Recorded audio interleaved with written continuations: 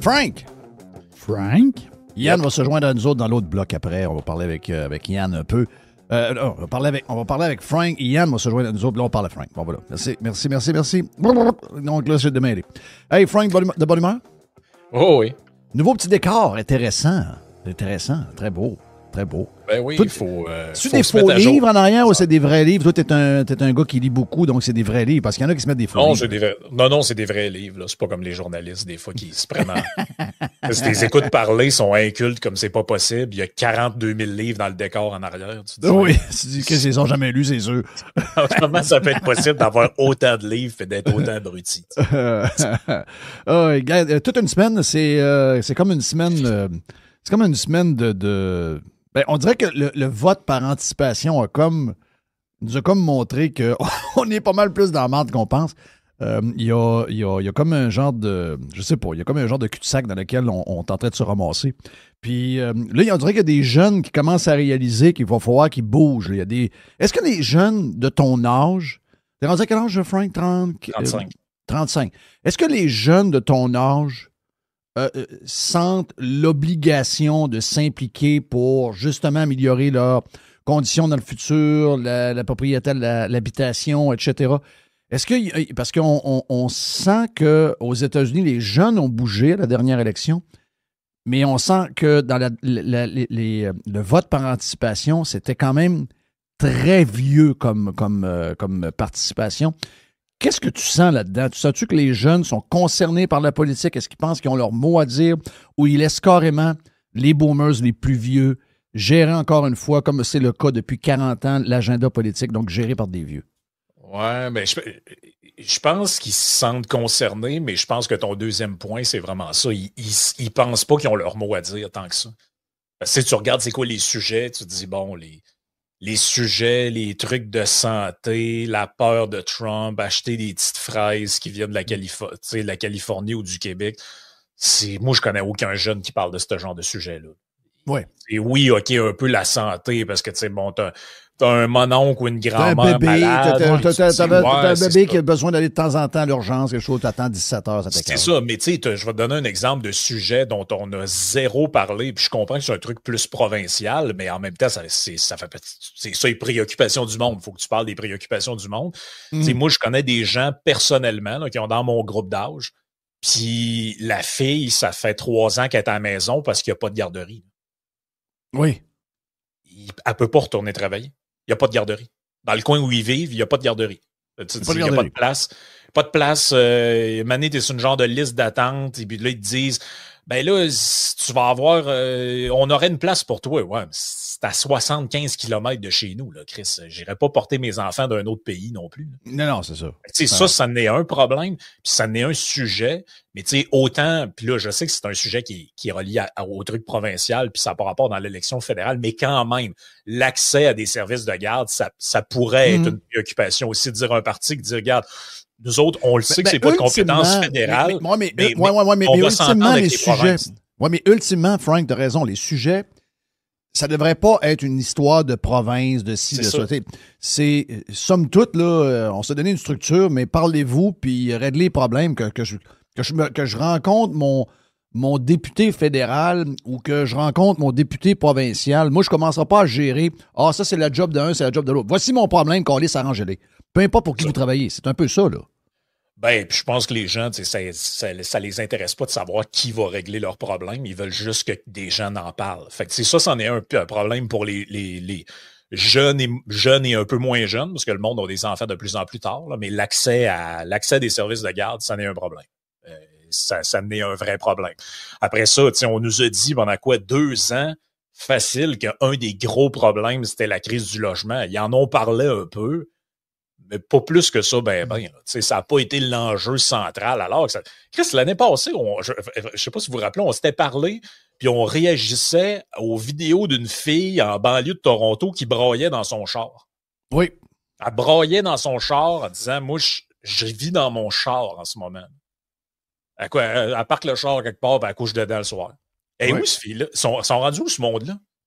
Ils ont été complètement bisbaillés. Là, tout ce que tu vois, c'est des boomers elbow up qui font le canard dans des fils dans des files d'attente. Hey, ils sont tous tombés en enfance, ils sont devenus comment, ce monde-là? C'est-tu de l'arrogance? Sont-tu crackpots? Sont-tu en train de devenir des ados? Tu sais, des fois, on dit en vieillissant, on tombe en enfance. Chris, ils sont donc bien gênants. C'est gênant, puis honnêtement, je comprends que les humains sont faits de même. Là. Quand ça te touche pas personnellement, tu es moins interpellé par ça. Mais tu sais, je veux dire, moi, j'ai pas besoin... Tu sais, t'as pas besoin d'avoir d'enfants pour comprendre que les places dans des garderies, c'est un sujet important. T'as pas besoin d'avoir 99 ans puis une hanche pétée pour comprendre qu'une liste d'attente en chirurgie pour de la hanche, c'est important. T'as pas besoin de vivre en appartement puis d'avoir déjà, tu sais, puis de pas avoir de maison pour comprendre qu'un jeune qui veut accéder à la propriété puis qui n'a pas accès, c'est important, que c'est un vrai problème. Tu n'as pas besoin d'être dans l'armée pour comprendre qu'une guerre, c'est un problème. Je sais pas, je comprends pas pourquoi il y a autant de gens, on dirait, si ça touche pas leur petite patente personnelle, ils s'en foutent complètement. Puis je veux dire, ces personnes-là qu'on voit, là, qui dansent, sont tout heureux avec Carney, puis ils viennent de nous annoncer un cadre financier pire que ce que Justin Trudeau a jamais proposé. Puis là, ils sont tout contents, ça fait le canard, puis ça danse dans les bureaux de vote. Tu te dis, mais vous avez des enfants, vous avez des petits-enfants, vous avez des... Vous vous en foutez de ces jeunes-là? Oui. Ils s'en foutent. Oh oui, je pense que oui. Parce que c'est carrément quelque chose qui le passe par-dessus la tête. Puis, tu sais, c'est drôle de voir ça parce que, je pense que Poilievre a lu là, carrément le genre de documents qu'ils ont trouvé, comme de quoi que si on continuait le même, puis là, on vient de se rendre compte qu'on continue la même chose que Trudeau, même plus que Trudeau, mais le document qui est fait par la machine elle-même, qui a été présenté à Trudeau, que Trudeau a tenu à ne pas présenter ça au public, ça nous dit que si le Canada continue dans ce chemin-là, en 2040, c'est un pays qui est en déroute. OK? Pour moi, c'est déjà commencé, là. Donc, ça veut dire encore plus de misère à avoir des appartements, encore plus de misère à avoir un logis, encore plus de misère à avoir des jobs qui ont de l'allure, d'être capable, même si tu as un salaire puis tu travailles, d'avoir une possibilité d'acquérir quelque chose puis de te nourrir convenablement. Ensuite, d'avoir... donc, à travers ça, il va y avoir de la pauvreté, il va y avoir des problèmes sociaux, il va y avoir des problèmes de dépression, il va y avoir des gens qui vont perdre confiance au pays, etc., etc., etc. Je ne sais pas si... Tu sais, j'ai écouté le bout que nous a présenté, quand il nous a présenté ça hier, Poilievre. Bon, moi, c'est sûr que je regarde ça puis je me dis, ouais, si tu m'annonces ça, c'est pas une surprise pour moi. Je sais que pour les boomers, ils s'en calissent.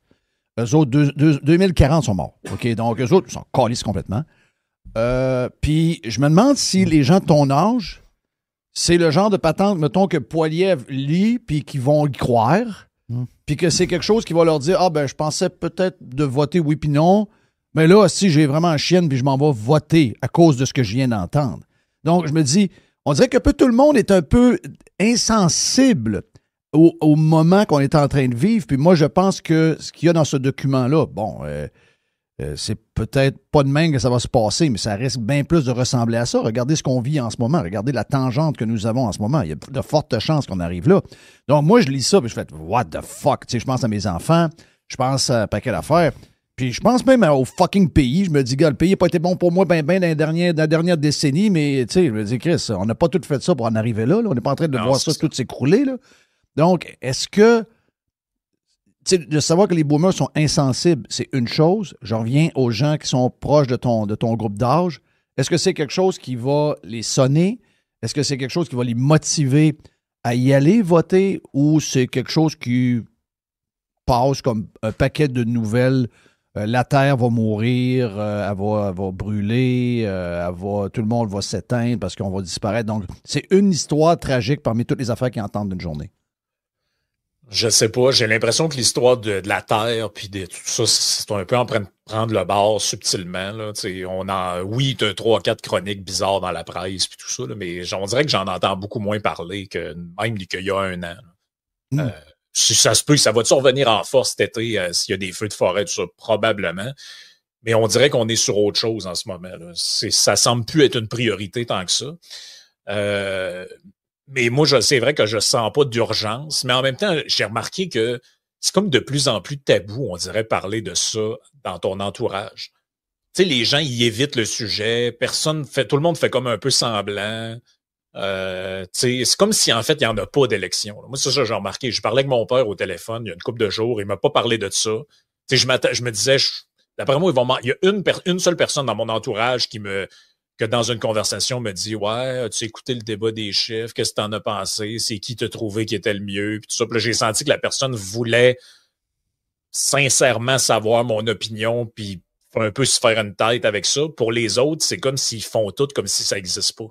Non, mais ça, la raison pourquoi, c'est que ils voient des vidéos de toi, ils voient des tweets de toi, puis ils savent où t'es. OK? Ils savent où tu campes. Ça, souvent, moi, ce que j'ai remarqué, c'est que les gens qui m'en parlent, c'est les gens qui sont pareils comme moi. Les gens qui m'en parlent pas, je sais pour qui ils votent. Mm-hmm. Parce que c'est pas pour rien qu'ils évitent d'en parler. C'est que ils vont voter Carney, ils vont voter libéral peut-être pour la première fois de leur vie, quelque chose de même. Donc, ça devient comme un sujet tabou. Et là, personne en parle. Sinon, s'il sait que, hey, t'as tabarnak un Carney, parce qu'il sait, mettons, moi je suis qui, puis je dis pas qu'il fait ça avec tout le monde, parce qu'il sait pas si l'autre, sur son Facebook, a fait un même statement ou quelque chose, mais avec nous autres, ils sont de même. Mais la minute que quelqu'un m'en parle pas, puis que je sais qu'habituellement, il parle de politique, c'est que je sais qu'il va voter Carney. C'est ça. Oui. C'est plate de même. Oh, oui, ben, c'est sûr. Puis il y a un peu honte en passant, je ne sais pas pourquoi. Là. Ils ont comme un fond de honte là, dans leur histoire. Là. Ils ont comme. Ils ne veulent pas trop argumenter là-dessus. Là. Oh, oui. Non, c'est ça. Ils ne veulent pas trop argumenter parce qu'ils savent que. Tu sais, je pense qu'au fond d'eux, les gens, ils savent un peu qu'ils sont en train d'embarquer dans une espèce de. Tu sais, c'est un peu comme. Tu sais, dans le temps que le monde était comme viré fou puis il allait tout chasser les Pokémon d'un parc, là. T'sais, au fond d'eux autres, ils savaient un peu qu'ils étaient en train d'embarquer d'un genre de trend un peu drôle. Là. Fait que, c'était le fun, arrête. Oui, Yann vient de se joindre à nous autres. Yann, tu le faisais, mais je veux dire, tu te vantais pas de ça à tout le monde. C'est ça que je veux dire. Mais là, je pense qu'il y a du monde qui savent au fond d'eux qu'ils sont en train d'embarquer d'un genre de trend médiatique avec Carney. Ils savent que c'est comme une mode. Là. Puis, tu sais, un peu comme dans le temps. Rappelez-vous, dans le temps des libéraux avec Charest, t'avais des trucs à la TV, libérez-nous des libéraux avec Loco Locas. Tout le monde haïssait les libéraux. Tu t'arrivais le jour de l'élection et rentrais majoritaire. Oui. Voyons, il y a du monde qui me mente autour de moi. Là. Il y a du monde qui sont gênés autour de moi, ils me le disent pas, mais ils votent pour eux autres. Là. Oui. Ben, tu sais, c'est un peu ça en ce moment. Moi, j'en crois. Moi, il n'y a personne qui vient me dire « Ah, moi, Carney, c'est mon homme. » Peut-être qu'il se garde une gêne. Mais personne ne me parle de ça. Mais là, tu vois les sondages, tu te dis « Ben, il y en a plein autour. Là.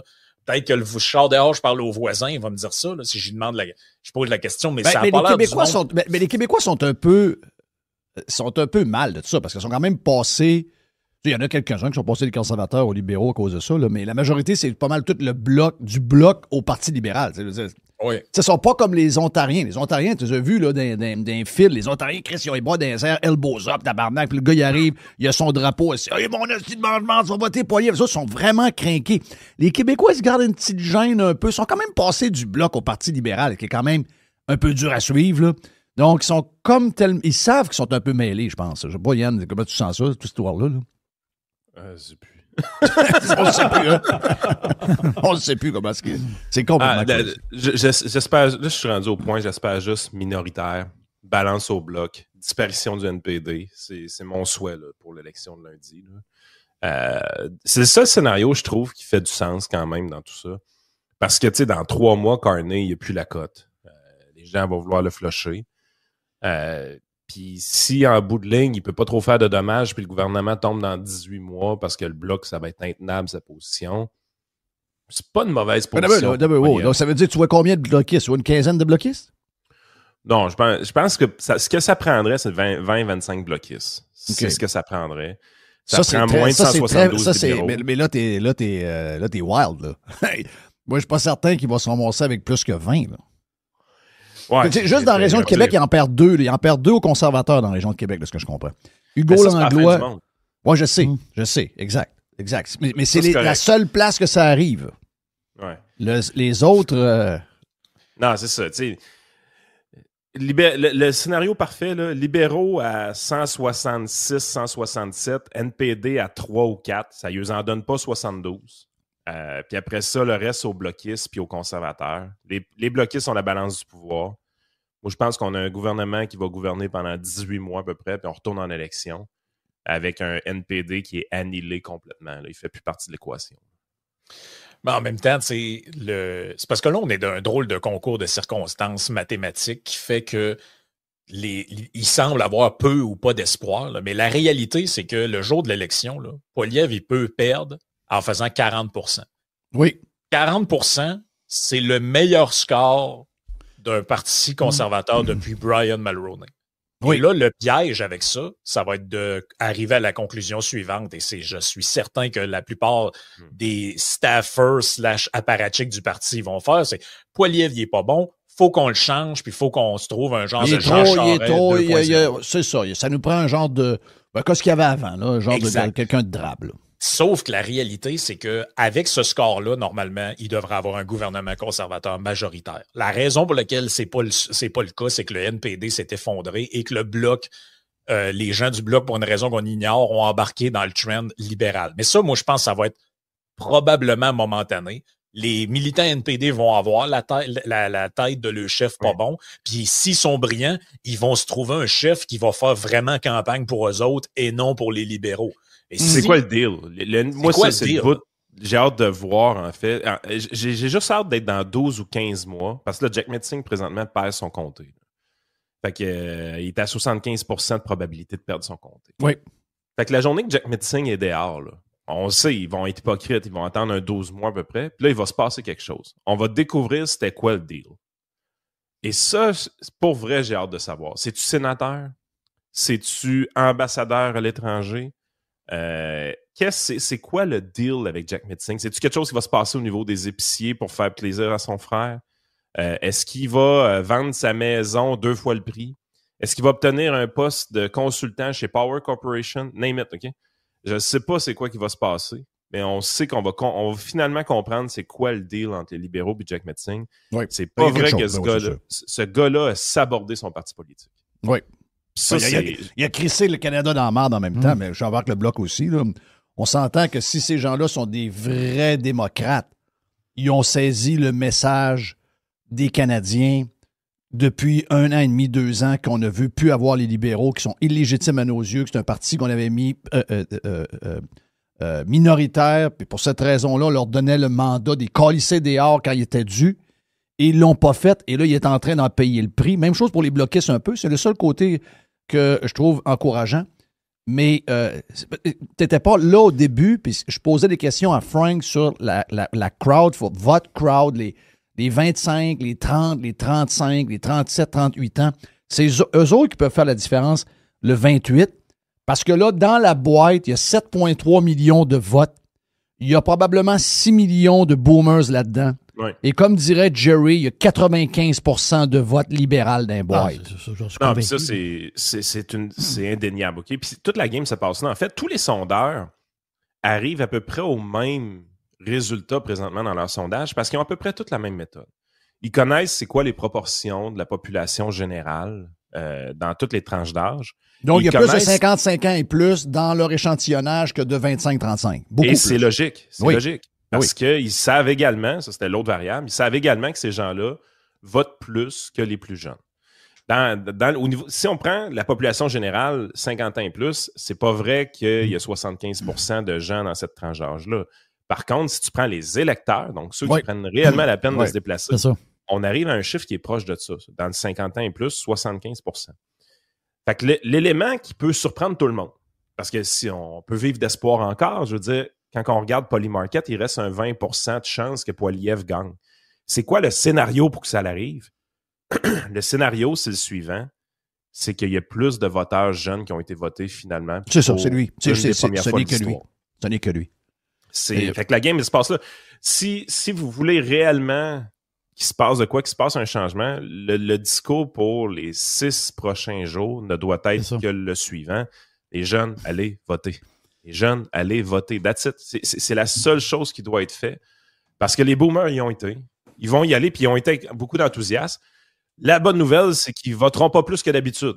Puis ça, c'est indéniable. Ils ont toujours voté fort de toute façon. Leur vote est malheureusement très monolithique. Ce sera pas moins, ce sera pas plus. C'est ça. La seule affaire, c'est qu'ils vont voter pour la première fois vraiment dans une genre... Tu sais, on a déjà eu des vagues, là, comme celle de Brian Mulroney, mais celle-là est plus forte encore. Celle-là est vraiment forte. Donc, pour contrer cette vague-là, il faut qu'énormément de jeunes sortent.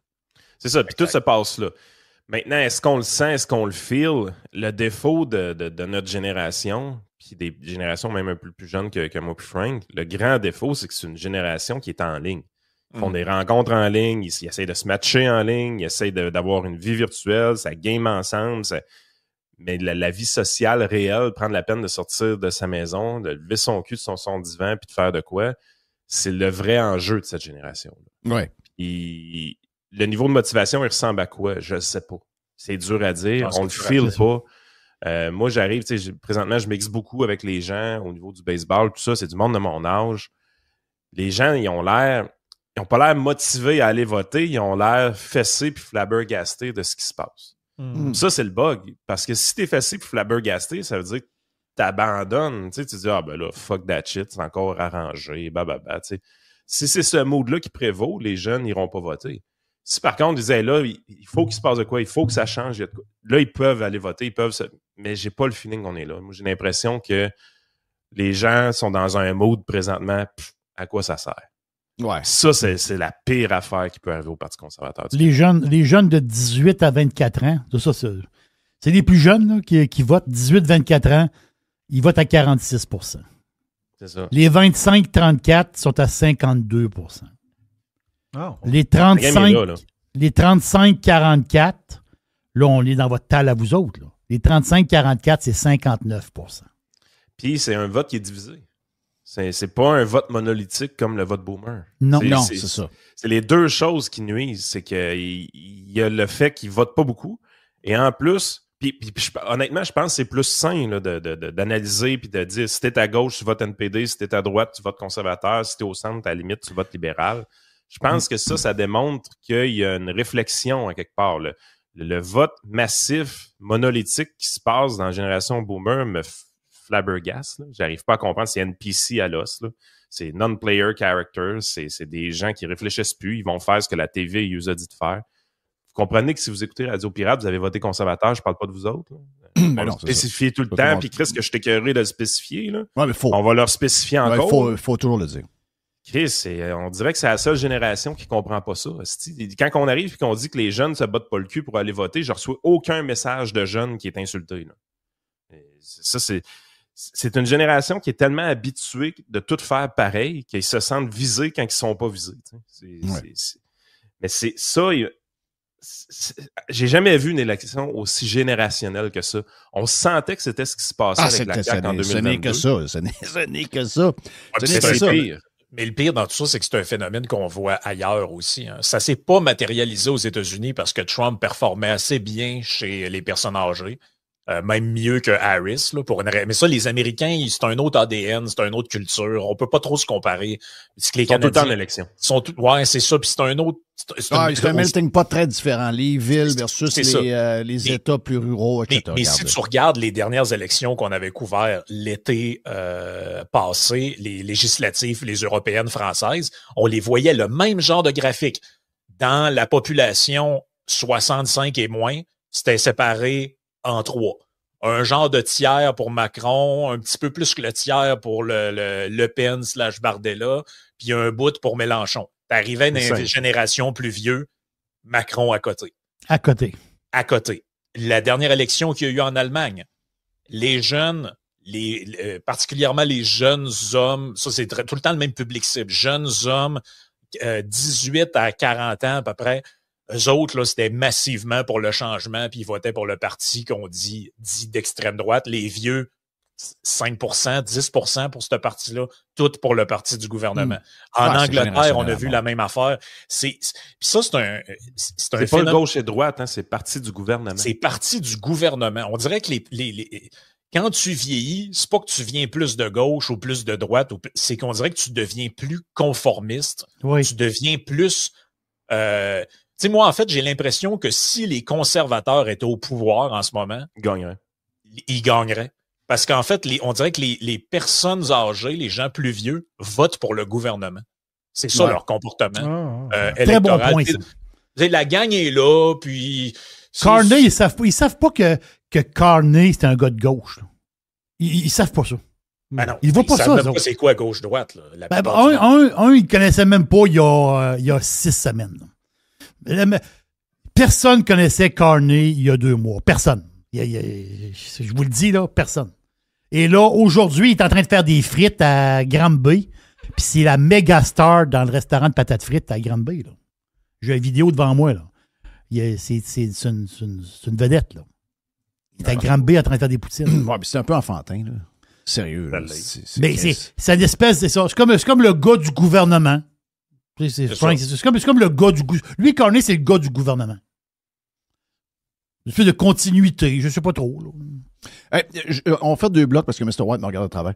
Juste pour finir ce bloc-là sur ce sujet-là, est-ce que c'est du wishful thinking, ce que vous m'avez dit, sur minoritaire avec le pouvoir des mains du bloc, ou en dedans de vous, c'est quelque chose de peu probable? Parce que.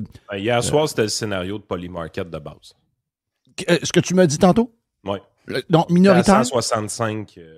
OK. Donc c'est là-dessus qu'on s'accroche, là. Donc, il y a une possibilité de ça. Moi sérieux, je voyais pas ça pendant tout. Je me disais, ça va être un landslide, ça va être un genre de 195, 200 sièges. Présentement, Polymarket est à 172 libérales, fait que les libéraux ont remonté un peu.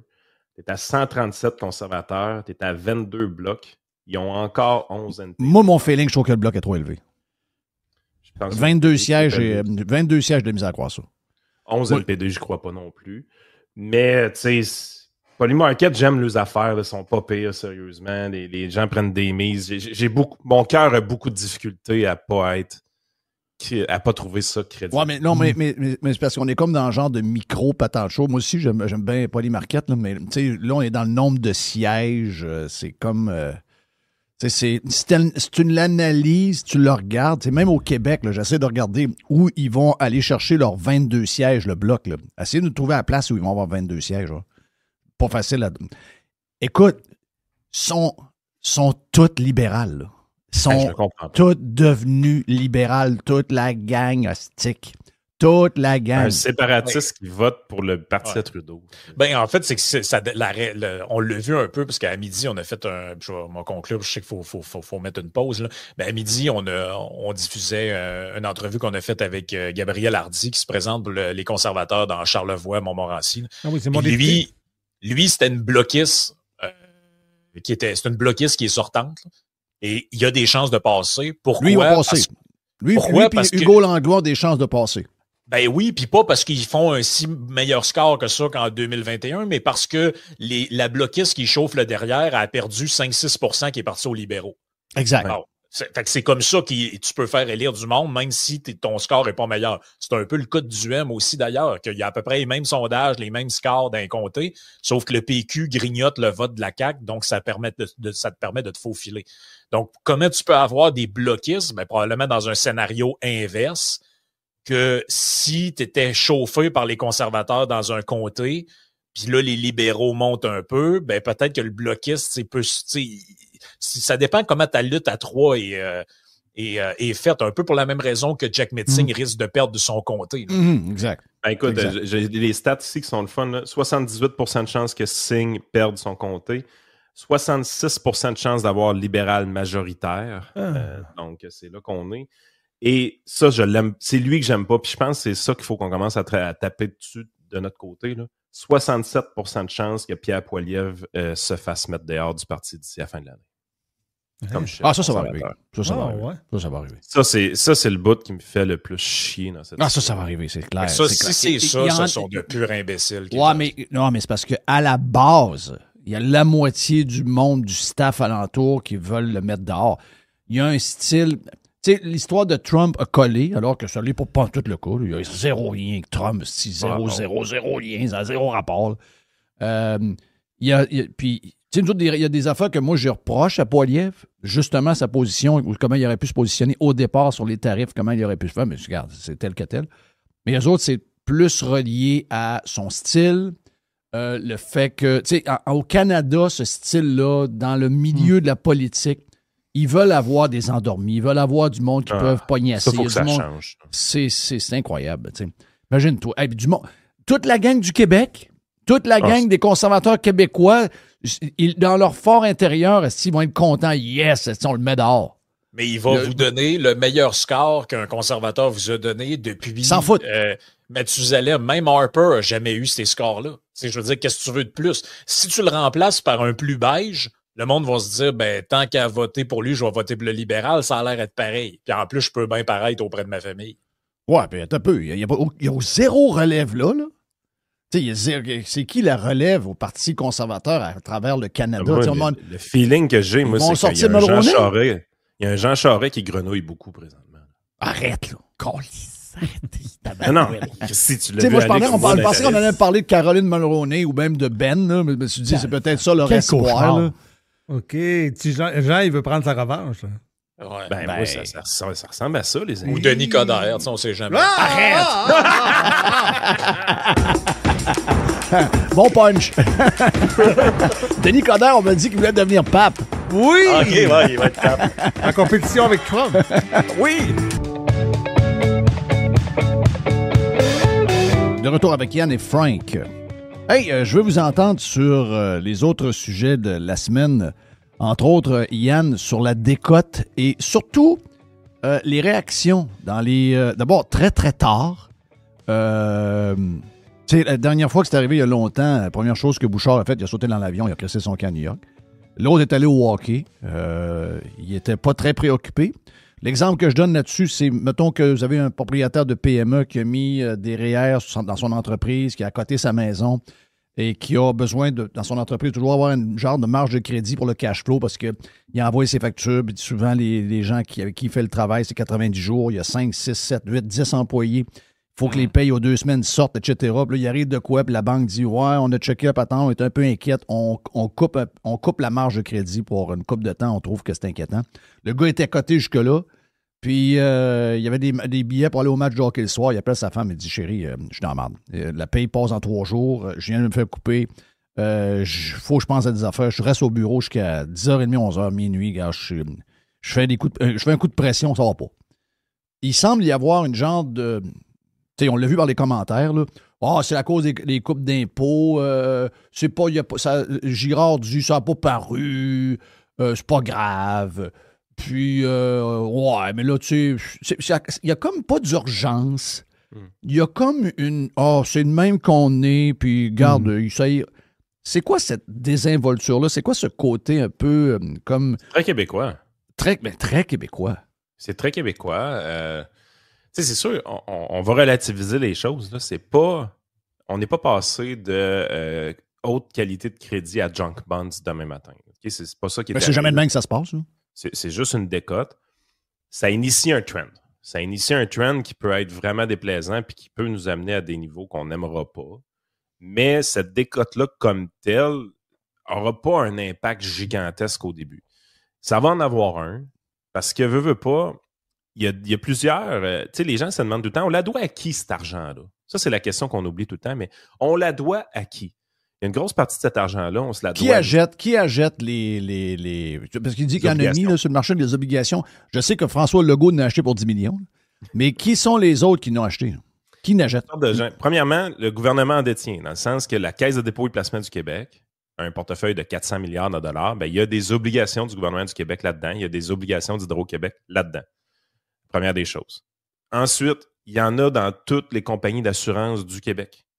Tu sais, si vous achetez une assurance vie avec une entreprise comme Sun Life ou une entreprise plus québécoise, disons Union Vie, UV Mutuelle à Drummondville, ben eux autres, ils reçoivent de l'argent, mais vous allez mourir dans 40 ans. Fait que, il faut qu'ils placent l'argent en attendant. Ben, ils placent ça dans des obligations.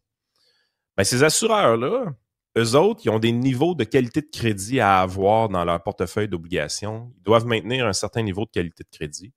Et le fait de passer de 2A- à A+, fait en sorte qu'il y a peut-être certains assureurs qui vont devoir liquider une partie de leur portefeuille parce qu'ils ne pourront plus détenir ce type de dette-là parce que ça devrait devenir trop risqué de leur côté. Ça, c'est une possibilité. C'est drôle, c'est ma question que je vais te poser. Est-ce que du jour au lendemain, quand on achète des obligations du Québec, je ne sais pas lequel qui a été émise hier, là, mais du jour au lendemain, mettons que j'en achète, est-ce que le taux est plus élevé pour celui qui achète? Ça veut dire que son retour est plus haut parce que étant plus à risque. Et c'est quoi le risque? Est-ce qu'il y a vraiment un risque tant que ça de passer de cette cote-là à l'autre? Si la décote est une surprise pour les marchés, oui, il y a un mouvement qui est instantané de ce côté-là. Dans ce cas-ci, je pense que c'est ça l'affaire, c'est que c'était pas une surprise pour personne. On savait que le Québec allait se faire décoter. Oui. Contrairement à la dernière fois où est-ce que le ministre Girard avait sauvé les meubles en fakeant une discussion avec Gary Bettman puis qui était allé en cachette à New York convaincre des investisseurs. Ce coup-ci, les gens savaient qu'il allait avoir une décote. Fait que je pense que les portefeuilles de bien des gens ont été ajustés depuis très longtemps de ce côté-là. Je pense que nos taux d'intérêt avaient monté légèrement dans le passé à cause de ça. Ça, c'est mon premier feeling parce que j'ai pas senti un niveau d'alarmisme qui était élevé, qui fait en sorte que les gens auraient été pris par surprise. Moi, là, quand j'ai vu la nouvelle sur la décote, j'étais là, about time. Tu sais, je veux dire, c'était comme, c'était une évidence que ça allait arriver, cette affaire-là. Mais oui, définitivement, moi, je pense que ça fait déjà plusieurs semaines et même plusieurs mois qu'on fait un taux d'intérêt plus élevé sur les nouvelles obligations à cause de cette décote-là à venir, en fait. Je pense pas que ça s'est passé du jour au lendemain. Je pense que ça fait déjà plusieurs mois que c'est arrivé, cette hausse de coût-là pour le gouvernement du Québec. Puis ça, on le voit parce que les ajustements du gouvernement, juste te dire, les ajustements du gouvernement, vous avez de l'info par des gens qui travaillent dans toutes sortes de secteurs du gouvernement, de plein d'affaires qui se passent. Ça fait plusieurs mois qu'on voit que le gouvernement en catimini coupe énormément de choses. On entend beaucoup parler de la santé, mais tu sens que le téléphone a sonné bien avant ça. Oh oui, exactement. Puis tu vois aussi dans le budget qui a été déposé récemment, tu vois que le service de la dette augmente très, très, très rapidement en 2026 puis en 2027. À des proportions là, très hautes, là, le taux de croissance.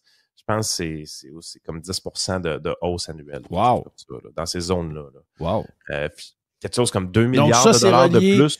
Donc, c'est relié ça au coût de la dette parce qu'ils vont avoir du refinancement à faire à des taux plus élevés? Exactement, parce que ça fait des années que les taux étaient tellement bas que même si les taux étaient en train d'augmenter en 2021, 2022, 2023, les taux montent à ce moment-là, mais le refinancement est toujours moins cher que la dette de 15 ans ou 20 ans qui est en renouvellement. Donc, le gouvernement se retrouvait dans une situation, même si les taux d'intérêt montaient, qui payait à chaque année moins d'intérêt. Leur nouveau renouvellement de vieux prêts qui étaient renouvelables, même si on avait monté, comparativement au taux qu'il y avait il y a 20 ans, il était genre 2% plus bas.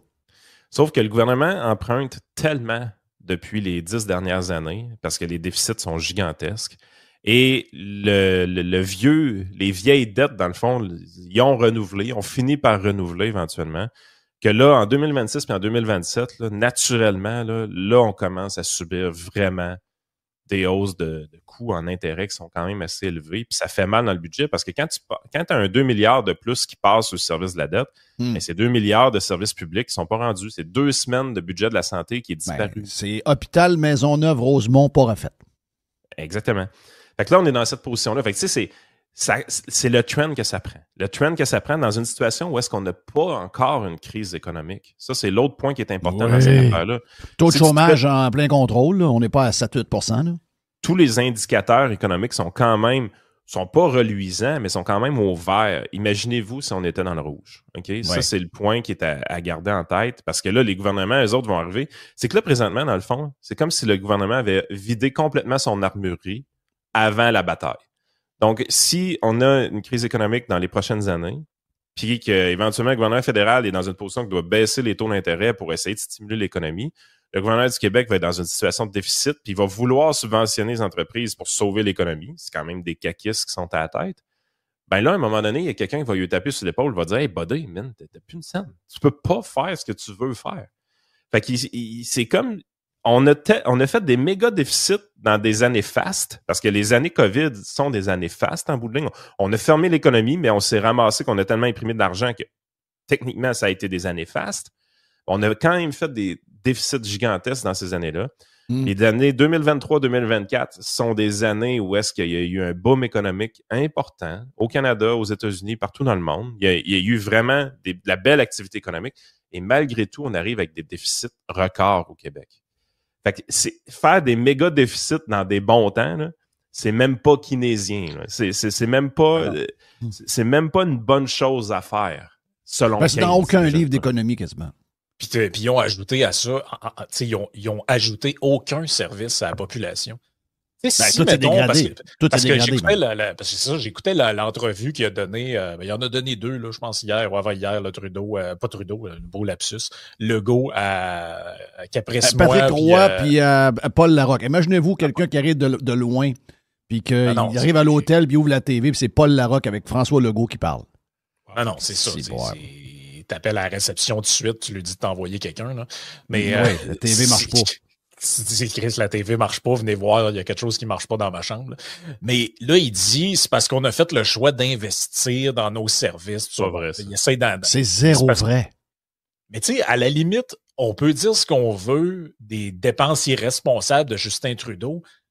Malgré tout, dans tout leur délire, il y avait quand même l'idée quelque part qu'il faut que ça ressemble à un semblant de service. On va donner une assurance dentaire, on va donner des garderies, puis des programmes pour des allocations. Les gens voyaient un peu à quoi ça peut, même si on s'entend, c'est irresponsable ce qu'ils ont fait. À la CAQ, cet argent-là est servi à quoi?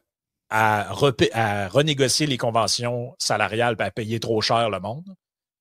À créer des structures comme Santé Québec, qui ne donne pas un bain, qui ne coupe pas une paire d'ongles, qui ne fait pas une chirurgie, qui ne sert à rien.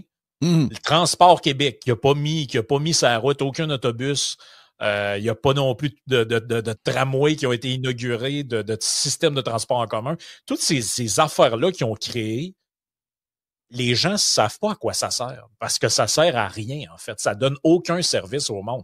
Fait que, tu sais, il y a eu de la subvention aux entreprises, rien qu'en masse, par contre. Ben oui, puis des subventions à Nordvolt, Lyon Électrique, tout ça. Fait que tu sais, quand ils arrivent, ils nous disent, il n'y a pas moyen de rien couper sans toucher au service du monde. C'est tellement un mensonge éhonté, cette affaire-là. Quel service? De quoi vous parlez?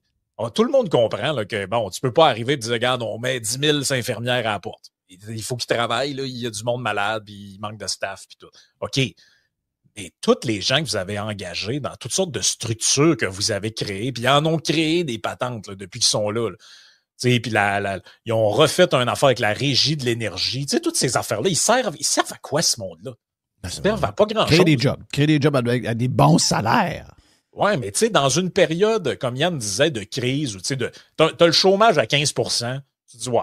Je peux comprendre, même si je suis pas d'accord, que le gouvernement se dise qu'il faut qu'on fasse travailler le monde. On va créer des jobs bâtards, là, puis on va faire travailler le monde. Le monde n'a pas besoin de se faire créer des jobs partout où tu passes. Tes entrepreneurs, ils disent « Je suis pas capable de trouver de monde ». Encore dans matin, l'entrevue qu'on a faite avec Gabriel Hardy, il nous dit « Dans Charlevoix, je promène, je fais le tour, tout le monde me dit la même affaire. J'ai une entreprise de soudure, j'ai pas de soudeur. J'ai une entreprise de telle affaire, j'ai pas de monde. Ils ont pas de monde. » Ben, qu'est-ce que le gouvernement fait à suctionner la main-d'œuvre des entreprises pour des bullshit jobs? Parce que c'est de ça dont on parle. On parle pas des enseignants. Là, c'est 100 000 jobs. C'est 100 000 jobs qu'il est allé chercher dans le privé pour... Ouais, puis combien là-dedans, c'est des enseignants ou des... Tu sais, on avait fait il y a une couple de mois, Yann, tu t'en rappelles, une demande d'accès à l'information sur l'évolution de la quantité d'employés dans l'éducation. Puis on n'avait pas sorti toutes les écoles du Québec, là, mais on en avait sorti quelques-unes de plusieurs régions du Québec. Ce que tu observais, c'est qu'il y a dans la majorité des régions, là, que ce soit Montréal, le Lac-Saint-Jean, le Saguenay, Charlevoix, l'Abitibi, on en avait quand même une dizaine. Ils ont tous à peu près le même profil. Il y a moins d'élèves, il y a plus d'employés. Et tu n'avais pas nécessairement... juste dans l'admin. Et quasiment juste dans l'admin. Ouais. Tu sais, t'avais une école, une commission scolaire du Saguenay-Lac-Saint-Jean. Il y avait, on va dire, 4000 élèves au début des années 2000 dans cette école-là, sont rendus à 2500 parce que les gens font pas d'enfants puis les régions se vident. Et ils ont 3 fois plus de personnel administratif qu'il y en avait à la même époque pour 2 fois moins d'élèves ou 1 fois et demi moins d'élèves. C'est incroyable. Avec plus de logiciels. J'ai rien contre ces gens-là. De productivité vraiment extraordinaire. Ben, ces gens-là, ils font quoi dans une journée? Rien. Produisent rien. Désolé. Le Produisent pire, rien. c'est que je vais être en désaccord avec toi pour une chose. Je suis persuadé qu'ils font quelque chose. Ben C'est ouais, juste ça que produit ce qu'ils ça, font oui. est inutile. Non, ben voilà, et là l'histoire. C'est-à-dire, Moi, je peux mettre un employé dehors faire un Ah trou, oui. le même trou toute l'année. Là. C'est ça. Tu dis au gars, tu donnes une pelle au gars, tu creuses un trou. Le gars creuse le trou. Le lendemain, tu dis remplis-les. Et quand il mange le soir avec sa femme, il dit Chris, j'ai mal aux mains, j'ai travaillé fort aujourd'hui. En réalité, Chris, il creuse un trou, puis il le remplit, il creuse un trou, puis il le remplit. C'est-à-dire, il fout à rien. Là. Ce qu'il fait, ça sert à rien. Rien. Ça, là, des tours complètes de monde qui foutent fucking à rien. Là. Je vous le Non, mais dis. c'est des là. jobs de qualité. Non, je vous le dis, là. Je vous le dis, c'est des milliers de monde qui font pas 20 heures par semaine. Là. Puis je blague pas du tout, là. Et ce qu'ils font est souvent pas utile. Ah oui, c'est en plus. Télétravail, c'est juste- 20 heures semaine, gros max. Ben, écoute, c'est injustifiable. Vous avez beau nous écrire, nous dire je travaille là, vous comprenez rien. Tu peux pas me dire qu'il y a 2 fois moins d'élèves qu'il y a 20 ans, vous êtes 2 fois plus de staff. Là. Tu peux pas. Ah, mais Arrangez les ça comme vous enfants, voulez. c'est plus problématique qu'avant. Tu sais, et même ma mère, qui est social-démocrate, syndicaliste, ce que tu veux, elle croit rien de ce qu'elle entend là-dessus. Elle était prof. Elle dit, Chris, on avait, à la fin de l'année, là, avec les déménagements, on se ramassait avec 34-35 étudiants dans la classe. Puis elle dit, aujourd'hui, ils en ont 21, 22, puis ils se plaignent encore qu'ils ont besoin d'avoir telle aide, puis d'avoir ci, puis d'avoir ça. Ils sont rendus avec 22, 23 étudiants dans la classe. Max. Là. Moi, ce que je sais, c'est qu'à votre conseiller.net, en 2018-2019, là, on a 3 fois moins de clients qu'actuellement. Là. Et j'ai 3 membres dans mon personnel. Aujourd'hui, on a 3 fois plus de gens et j'ai 2 personnes dans mon personnel. Tu sais. Ben oui, ça, c'est les moyens techniques, c'est les moyens de productivité qui font que tu es capable de faire ça maintenant de cette manière-là. Mes gens n'étaient pas bons en 2019, c'est qu'on avait 50% de tout ce qu'on faisait qui était sur du papier à ce moment-là. Exact. Et on avait une présence physique au bureau. Aujourd'hui, on a une présence qui est diffuse partout dans la province. J'ai une de mes employés qui est au Lac-Saint-Jean. Puis on est 100% numérique. Il n'y a plus de papier. Plus aucun papier. Puis ça fait en sorte que la personne qui passait une grosse partie de sa semaine à tout scanner, ben elle scanne plus là, aujourd'hui. Non. Tu sais, mettons que le go, là, demain matin, il fouille d'une boîte, là, puis il trouve, il reste un petit enveloppe, c'est écrit courage dessus. Alors, pas le gros, mais il y en a un peu dedans. Là, il dit, je l'ai pensé à ça, je vais abolir le ministère de la cybersécurité, Éric Kerr et compagnie. Qui va s'en apercevoir? Personne. Personne ne va s'apercevoir. Il n'y a pas une personne au Québec qui va dire, hey, depuis que vous avez fait ça, là, moi, je suis plus capable d'avoir accès à mes services, puis j'ai un enfant handicapé, puis c'est... Des affaires internationales. Des affaires internationales. Tu peux abolir ça demain matin. Ça donne aucun service au Rien. monde. Absolument rien. Je vais te dire pire que ça, il y a même des affaires que tu peux abolir qui vont faire en sorte que les entreprises vont mieux aller. Le QLF. T'abolis ça demain matin, il n'y a plus d'inspecteurs de QLF. Tout le monde s'en porte mieux. Ah oui. Il y a même des choses que tu abolis puis ça l'aide les gens. Tu sais, quand Trump a coupé le ministère de l'Éducation à Washington, l'éducation, c'est dans les comtés. Ça part des États, donc des provinces. Puis ensuite, c'est les comtés. C'est vraiment les comtés qui gèrent la patente. Pour vrai, là. Vraiment. Ma fille était... J'ai tout compris comment ça marche vraiment quand ma fille était là. C'est les comtés à 101%. Là. Pourquoi il y avait des tours de bâtisses plein d'employés au fédéral pour le système d'éducation qui a été créé il y a une quarantaine ou une cinquantaine d'années, finalement, qui ne faisait absolument rien. Mais ça, il y en a plein. Il y en a dans nos villes, il y en a dans nos provinces, il y en a au fédéral, il y en a partout. Mais l'histoire là-dedans, c'est l'enveloppe de courage. Ah oui. Qui a le courage de faire ça? Tout est là. Ça n'existe pas, là. Quelqu'un qui arrive qui fait ça, Musk qui se fait traiter de câble, là, il est parti, là. Il est parti aujourd'hui. Après ça, il a payé Trump. le prix avec ses entreprises. Je veux dire, C'est ça. Je veux dire, il a passé au bat, là. Il est passé au bat, pas à peu près. Donc là, Trump passe pour un crise de fou. Donc, la minute que tu veux... Tout le monde chiale, c'est tout. Câlisse, ça coûte trop cher. Câlisse, je paye trop de taxes. La taxe de bienvenue, la taxe de... C'est parfait. On va fermer telle affaire. Toutes les commissions scolaires, on les ferme. Les écoles, maintenant, vont avoir, comme les écoles semi-privées, vont avoir leur patente de gestion avec 3-4 personnes. Puis ils vont toutes gérer ça par eux-mêmes. On va avoir 1000 personnes au ministère de l'Éducation qui vont s'occuper que le programme est bien fait dans toutes les écoles. That's it. Ah, tabarnak, ma fille travaille là. C'est quoi un centre de service scolaire? Commission scolaire. Commission scolaire. Ah, OK, parfait. Ben, il y a eu un centre, il y a eu un salon de l'emploi il n'y a pas longtemps. T'as vu? C'est un salon de l'emploi de la commission scolaire. Donc, tu vas là, donner ton nom pour travailler. Là. Il y a un salon de l'emploi. Chris, ils font des salons de l'emploi pour engager du monde, câlisse. C'est des commissions scolaires. Si, boire. Pensez à ça 2 minutes. Ils ont dû en engager 500 pendant le salon. Et les gens là, qui nous C'est écoutent, une peur. allez faire un tour sur le site du gouvernement du Québec, là, puis regardez la liste des ministères et des organismes, puis posez-vous la question, qu'est-ce qui me donne un service là-dedans? Affaires municipales. Ça, c'est le ministère qui est chargé de gérer les têteux des villes qui veulent des subventions. Voilà. Ouais. Il y en a un deal avec les villes qui a été fait par le gouvernement il y a très longtemps, ça s'appelle la taxe de bienvenue. Ils sont censés se financer avec ça. Qui nous sac patience. Il n'y a pas besoin de cette patente-là. Culture et communication. Ça fait quoi ça d'une journée? Subvention. Subvention. Cybersécurité, on l'a nommé, sac ça au vidange. Ministre de l'enseignement supérieur. Es-tu obligé d'avoir 2 ministres de l'Éducation? Non. Le ministre de l'Éducation, il pourrait être ministre des universités aussi. Le Exact. ministre de l'enseignement supérieur. Pas besoin de supprimes deux. ça. Pas besoin Et lui, de c'est zéro. juste un ministère de subvention aussi, là, parce que les universités sont autonomes. Là. Environnement, lutte contre les changements climatiques, faune et parc. Hey, le ministre des CEPAC. Là. Ça aussi, ça sert à quoi? À Un faire ministère d'inspection, ça. Je pense que tu peux remplacer ça. Tout le monde s'entend. Là. Tu veux qu'il y ait un petit truc que si du monde contamine des sols, puis tout ça, il y a des inspections, puis des affaires de base, mais je pense que ça pourrait être une agence. Là. Je pense que ça pourrait être un truc qui est à part. Ministre des familles. Ça fait quoi ça d'une journée, le ministre des familles? Ça envoie des chèques. OK. Ministre de la langue française. Hey, on a 3 ministres des caribous. Là. Ministre de l'immigration, francisation et intégration. Oui. Ministre de la langue française et ministre de la francophonie. On peut-tu s'entendre qu'un, ça ferait pareil au lieu de 3? 3 ministères différents pour les affaires de langue. Ouais, c'est incroyable. Pas d'en avoir 0 aussi.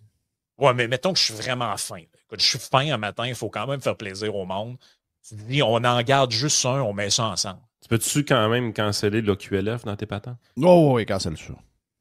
Ministre du tourisme. Fait quoi notre journée, lui? Ministre du tourisme. Subvention. Tu sais, regarde, sérieusement, là, à part éducation et santé, il n'y a rien qui donne des services au monde là-dedans. Ministre de la mobilité durable. Qu'est-ce que c'est ça, cette affaire-là? Ministre du travail. Ouais, mais ça, OK, c'est Jean Boulette. OK. Mais mettons qu'il y a un candidat qui arrive. Il dit, regarde, on n'a pas besoin de ça. Vous n'en avez pas besoin. Je vous prouve, vous le montre. Là. Vous payez trop d'impôts, trop de taxes. La raison pourquoi vous êtes pauvre, c'est que notre gouvernement est trop gros. On va régler ça. On va baisser la taxe de vente. Elle va passer de 10 à 5 %. Puis on va baisser vos impôts d'à peu près 20-25 % en moyenne. Vous allez devenir dans les meilleurs en Amérique du Nord. Puis on va vivre. On va essayer de contrôler les prix un peu. Là. On va essayer d'alléger tout ça pour que ça coûte moins cher. On dépense moins, que l'inflation soit sous contrôle. Puis là, par contre, on a 700 000 employés, puis quand on va avoir fini le ménage, il va en rester probablement 350 000, 380 000. C'est les gardiens du donjon qui veulent pas. Les médias veulent pas. Les médias veulent pas. C'est LCN, la station la plus écoutée maintenant. La plus belle promesse, puis je suis pas d'accord de la manière qu'ils l'ont designé, parce que moi, je pense que c'est les derniers paliers d'imposition qu'on devrait abolir. Mais bon, les conservateurs ont fait une promesse pour se faire élire. Il y a toujours bien une baisse d'impôts crissement majeure de promise par les conservateurs. Là. Le premier palier d'impôt qui passe de 15 à 12,5, là, c'est majeur. Là. C'est une baisse d'impôt de 15 %. Il y en a qui se sont ostinés ces chiffres et ont l'air fous, là, mais bon. Écoute, 15 % de moins d'impôt fédéral que quelqu'un qui gagne 55 000, là, c'est de l'argent. Là. Oui. Comment ça, il n'y a eu aucun boni de Pierre Poilievre? Tu sais, je veux dire, c'est une des premières promesses qu'il a faites au début de la campagne électorale. Les boys, ils ont écouté, eux autres, ils écoutent le matin, des fois, ils écoutent Radio-Canada Montréal. Là. Ils écoutent, comment il s'appelle? Masbourian. Masbourian, matin, lui, il parle pas, là. Il fait juste passer à la POC, là. Mais il y avait Chantal Hébert, celle qui s'arrange tout croche, là. Puis McSween. Puis McSween, puis eux autres, ils ont frappé. Moi, je ne suis pas un tripeux de plateforme financière des partis politiques. Je trouve toujours que ça vaut plus ou moins quelque chose. En tout cas, anyway. Si on compare les deux, on s'entend que celle des conservateurs est crissement mieux. Ils l'ont démoli, incluant McSween. Mais Oui. même lui-même, un CELI, personne ne parle de ça. Les patentes dessus, c'est de la merde. Regarde, c'est tout. Les baisses d'impôts. Mais ils n'en veulent pas. Ils n'en veulent pas parce que la seule affaire que les autres, ils pensent dans leur tête, c'est il va couper mon poste, puis je vais être obligé de me trouver une job ailleurs. Voilà. C'est la seule affaire qu'ils pensent. La société, ça ne dérange pas même. Ouais, mais ça marche plus un moment donné, là. Je veux dire, malheureusement, il y a des NPC dans notre société qui votent en fonction de ce qu'on dit de faire à TV. Puis ils en profitent. Puis je ne sais pas combien de temps il reste à ça, mais c'est contre ça qu'on se bat. Puis à un moment donné, tu es là, tu te dis crime, c'est parce que c'est de la grande manipulation de masse. C'est vrai que j'ai pas l'impression que tu sais, quand on regarde le vote des jeunes est disparate dans plusieurs partis, puis les gens expriment souvent leur insatisfaction envers le parti pour qui ils votent. Moi, je trouve qu'il y a de quoi de 5 qui se passe dans le 50 ans et moins, là, de ce côté-là. Oh, ouais. Puis là, quand tu arrives, tu regardes votre groupe d'âge à vous, 50, 65, mettons, tu sens qu'il y a deux gangs. Tu sens réellement qu'il y a deux gangs dans celle-là. Puis évidemment, quand tu arrives à 66+, là, il y a une gang. Oui. Des exceptions, OK? Quelques exceptions, là, on le sait. Mais là, tu te dis, Chris, c'est quand ça arrête, là? Je suis plus capable. Là. Je suis plus capable. Il y a plus personne qui se parle, les idées se mélangent pas. Non, Il y a un mépris. Moi, le seul gain que je trouve dans la campagne fédérale qu'on vit puis qu'on est en train de voir au provincial aussi, le seul vrai gain que je vois, c'est que le média alternatif est en train de gagner en crédibilité. Parce que c'est au niveau du média alternatif que se passent les vrais débats présentement. Puis la vraie information se retrouve. Mais le mépris puis le dédain qui est exprimé envers ces médias-là, c'est de bonne guerre, c'est des compétiteurs. Mais là, Christy, le compétiteur a des centaines de millions de dollars dans ses poches pour compétitionner le média alternatif. Ça m'écoeure en jouant le vert. Mais ça les dérange-tu pareil? Moi, ça me fait tellement plaisir de les voir faire des cacas nerveux là-dessus. Là. La crise de bacon qu'ils ont faite, la plupart. Après le débat des chefs, là? Non, même ça, mais l'élément, oublie pas, l'élément qui a initié cette guerre-là, c'est que Pierre Poilievre a refusé d'aller se faire écœurer par la plupart de ces gens-là et qui a préféré aller parler à Olivier Primo. Oui. Ça, ils l'ont pas pris. Là. Non, franchement, là, de quel droit, lui, bypasse-t-il les médias, donc des gens sérieux, là, des vrais journalistes, pour aller parler avec un gars, là, que, tu sais, c'est qui ce gars-là, là? Ben, ce gars-là, ça se trouve qu'il y a un public, il mange la poutine en avant d'un casse-croûte, puis 2 ans plus tard, il y a encore une file. Mais ce public-là, là, que ça vous plaise ou pas, vous ne le rejoignez pas. Puis Olivier Primo a probablement plus contribué à augmenter la participation des jeunes à cette élection-là que n'importe qui au Québec. Là. Fait que, tu sais, à un moment donné, tirer des tomates comme les médias traditionnels font, moi, je trouve que c'est un scandale. Nous autres, comme d'habitude, Radio Pirate, Yann et Frank, tout ça, on est volontairement ignorés. Là. On fait comme si ça n'existait pas. Oui. Mais Primo, ils n'ont pas été capables de l'ignorer. Puis ça, c'est une bonne nouvelle. Ça, c'est une bonne nouvelle parce que ça ouvre des yeux un peu. Mais les chiffres, je comprends que c'est des parts de marché, là, donc ça veut dire que ça ne touche pas les plus jeunes, mais c'est quand même les groupes d'âge qui décident qui va être élu. Là. Ouais. Les chiffres qu'on voit aujourd'hui, puis il y en a qui font des liens avec le stock en bourse du groupe TVA, ça n'a pas rapport. C'est LCN est deuxième, derrière TVA, en avant, loin en avant de Radio-Canada régulier, loin en avant de RDI, loin en avant de RDS. Avant, là, ça, c'était 1,5 part de marché, là, LCN. Maintenant, c'est rendu 13 parts et demi. Deuxième, donc TVA. Si vous écoutez les nouvelles de TVA, vous écoutez Salut, bonjour, vous écoutez LCN. LCN est devenu le genre de patente en fond. Dans la maison, c'est ouvert. Oui. Ils ne le regardent pas, ils ne sont pas assis, mais c'est le fond, le son qui les réconforte.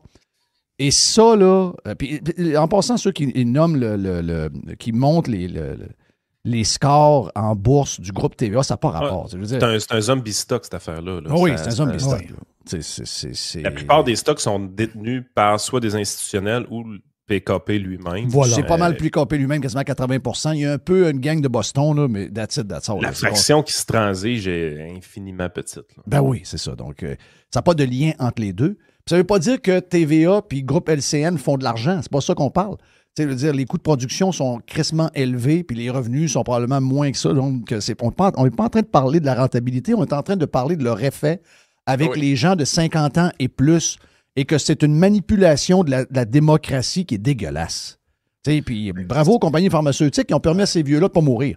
Mais tabarnache que ça nous fait mal. Ça te montre aussi que la déprogrammation, c'est quelque chose qui est long. Hein.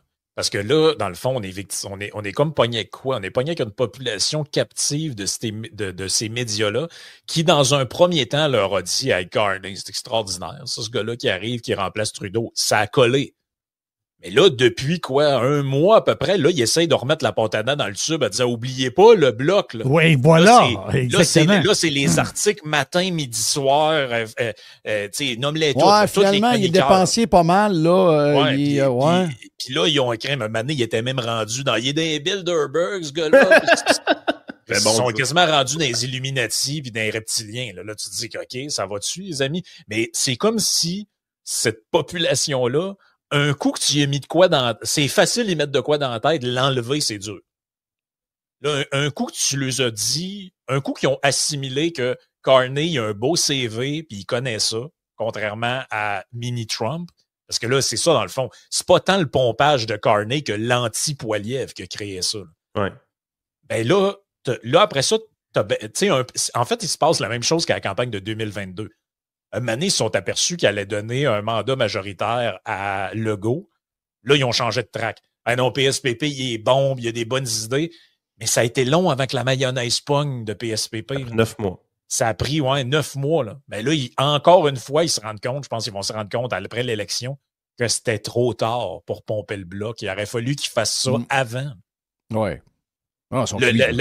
La game de pompage du Bloc québécois, elle devait être faite il y a 2-3 mois pour rappeler systématiquement aux Québécois que non, Carney, c'est un ennemi, c'est le Canada anglais, il va vous sacrifier dans les tarifs et tout ça. Le seul qui peut vous protéger, c'est Blanchette. Mais il détestait trop Poiliev pour ça. Mais il haïssait tellement Poiliev, ils sont tellement haineux envers les conservateurs qu'ils ne peuvent pas s'empêcher par la bande de le taper dessus. Puis là, ben, les Québécois, au final, ils ont bien beau être souverainistes pour certains ou triper sur le bloc. On dirait qu'ils se cherchent comme quelqu'un quand même pour diriger le pays. Ils veulent être dans le game. Ils savent que, comme disait Arthur Duciel, ils savent que voter pour le bloc, c'est un peu la même chose qu'il y a une game canadien Capitals, puis tu paries ses foreurs de Val-d'Or. Oh oui, c'est ça. Oui, bien, il faut dire aussi que Yves-François Blanchette a fait une très, très, très, très mauvaise campagne. Tu sais, lui, il est sur le pétrole à tour de bras, puis ses pipelines, puis ses patentes de même. Le monde sont rendus plus là pantoute. Ils en veulent du pétrole, puis ils en veulent des pipelines, puis ils veulent des raffineries, puis ils veulent un paquet d'affaires. Chris de mêlée. T'es donc bien mêlé, toi. Dans le débat en anglais, c'est plate, les Québécois n'écoutent pas les débats anglophones pour la plupart. Tellement meilleur. La question du modérateur était excellente. Là. Ça, c'était vraiment une bitcherie, là, mais je l'ai trouvé très bonne. Quand il dit, Monsieur Blanchette, vous avez encore, dans le débat en français, puis récemment dit que vous étiez contre les pipelines, contre le pétrole. Vous dites vous représentez les Québécois, mais pourtant 75% des Québécois maintenant disent qu'ils sont en faveur de ça. Là, il dit, on verra quand on aura le débat. Puis, il est fourré, ça, parce que il est fourré. Mais je sais pas pourquoi il frappe là-dessus, là. Tu sais, veut dire, il y a une opportunité d'être un genre d'anti-Trump puis de justement voguer là-dessus puis de revirer de bord. Mais non, les hosties de patentes de gauche verte sont plus fortes que de se sauver le parti. Ben, que tu couleras avec. Moi, je vais me dire une affaire, ça va faire mon affaire. Le bloc est vraiment dans un genre de dérive de gauche radicale. Là. Moi, je voyais les images en fin de semaine de Patrick Bonin, candidat du bloc dans Repentigny, qui fait du porte-à-porte avec Amir Kadir. Ben oui, lanceur de souliers. Le gars qui m'a lancé des souliers. Le gars m'a lancé des souliers. C'est un fou. Je veux dire, je connais un peu le monde de ce coin-là, Repentigny. Là. C'est pas des gens d'extrême gauche qui vivent là. C'est des péquistes nationalistes, centre mou. Là. Ouais, mais Patrick Bonin, c'en est un, par exemple. Là. Oui, mais tu sais, je veux dire, Suzanne puis Gontran, là, chez qui ils vont cogner, là. C'est pas des communistes, ce monde-là. Là. Non, sauf que s'il n'y a pas l'histoire de Trump, ils votent pareil pour Bonin. Parce que c'est un autre qui savent plus ou moins c'est qui. Ah, c'est un monsieur, il est pour, Ben voilà. il est pour l'environnement, puis il est avec l'autre, Ouais, là, comment il s'appelle, là, Omar Kader, là, il est bien bon. lui. Omar Kader. Omar. Ah, mais tu sais, le Ouais. monde est mêlé de même. Ouais. Thank you, guys. On souhaite bonne chance, là, garde. Mais parce que quand on va se reparler, ça va être fait, là. Ça va être fait, là. Mais c'est dur d'être un geek politique en temps de campagne électorale. C'est dur sur le moral. Ben, c'est dur, certain. On suit trop ça. Là, t'es là, tu dis... Là, on est dans la mort de NPC, tu regardes les Vox Pop. Ben, moi, c'est dans les campagnes électorales que je vois que je suis pas un très grand geek politique tant que ça. Je trouve ça tellement plate que je suis rien. On dirait que c'est le moment du 4 ans où ce que je débarque le plus, c'est plate. Voyons, c'est pas regardable. Ben, surtout quand tu as vécu les campagnes américaines, tu te dis, mais à quel point, nous autres, les rassemblements, Hulk Hogan qui déchire sa chemise, le bonhomme, they're eating the cat and the dogs. Nous autres, je veux dire, c'est tellement un spectacle fou.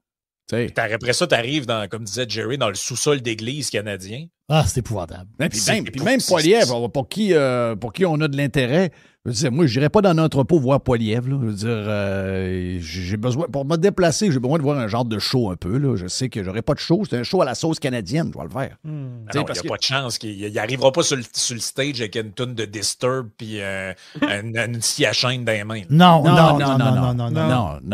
Il n'arrivera pas des filles en mini-jupe et des patins de main avec des pancartes du Parti conservateur. Puis, un show aussi. Il y a quelque chose. Pas de show. Straight, les cheveux sur le côté bien arrangés, la patente. À la sauce canadienne, c'est tu veux qu'on fasse? Puis regarde, les Canadiens m'ont dit, je sais pas ce qu'on a, là, mais Christy, qu'on est plate. Si on avait un peuple de dégourdis, là, on n'a pas d'affaire là. Non, c'est peut-être une autre affaire. Là. Mais... Ouais, ça, c'est ça. Ça nous ramènerait d'un autre débat. Là. Mais moi, je regarde cette élection-là et je me dis, mais qu'est-ce qu'on fait avec ce monde-là? On n'a pas d'affaire là. Moi, la gang de boomers qui font la danse du canard à des bulletins de vote en Ontario, je me dis, c'est pas vrai que ce monde-là existe pour vrai. Ça peut pas être mes compatriotes, ces abrutis-là. Moi, je suis pas souverainiste, là, mais je suis encore moins fédéraliste. Là. Puis, depuis 2 mois, il y a une affaire que je sais. J'ai aucun esti d'amour pour le Canada. J'ai aucun lien avec le Canada. J'ai pas de lien avec les Canadiens. J'ai aucun intérêt avec ce gang-là. 0. C'est juste que notre gang de crinqués, c'est tous des Cubains, là. On dirait tous des méga communistes. Ils me font encore plus peur que ce gang-là. Là. Mais j'ai pas d'intérêt avec les Canadiens. Moi, je regarde aller. C'est qui ce gang-là? Tu sais, moi, je viens d'une famille très, très politisée. Puis, tu sais, des réunions de péquistes, il y en a eu au restaurant à Aton. Là. Puis le grand mystère, c'était comment ça qu'il y a une partie de notre gang qui vote Trudeau. Là. Ça c'était le grand mystère des péquistes. Christophe, au provincial, il votait Lévesque, puis au fédéral, il votait Trudeau. Quand tu penses à ça, là, ben tu le vois avec les bloquistes. Oui. Ah oui. Le gars, il est bloquiste, là. Le gars est souverainiste. Le gars, il est souverainiste, là. Puis il dit dans la face, il dit ça dans la face du chef du bloc à Victoriaville. Là, tu dis, hey, t'es à Victoriaville, là. Je t'aime bien, toi. Oui, je t'aille pas, mais je voterai pas pour toi. Je vais voter libéral. Là, on calisse! Je vais voter Chutney, là, parce que moi, je préfère une dette à Poilievre. Christy, que j'ai hâte. J'étais voir mon médecin hier pour des histoires de... Chutney. Oui. J'étais voir mon médecin hier pour des histoires de... Écoute, j'ai 57 ans, donc là, ça commence à popper. Là. Donc, petite affaire de cholestérol, tout. Ah ouais, donc. J'ai hâte que mon médecin... Parce que là, je commence ça va être mes premières pilules à vie. Donc là, je vais avoir mon pilulier à un moment donné. J'ai hâte d'avoir les pilules du bonheur. J'ai hâte d'être gelé à longueur de journée ici. Ah ouais, tu as-tu dit de te mettre un peu d'activant là-dedans? Ah ouais, même moi de quoi, j'ai besoin d'être frosté. Je veux plus entendre. Je veux le même stuff que les autres. C'est ça, je veux le même stock que les autres. La même affaire. Thank you guys. On s'en parle après l'élection la semaine prochaine. Yann et Frank, les amis.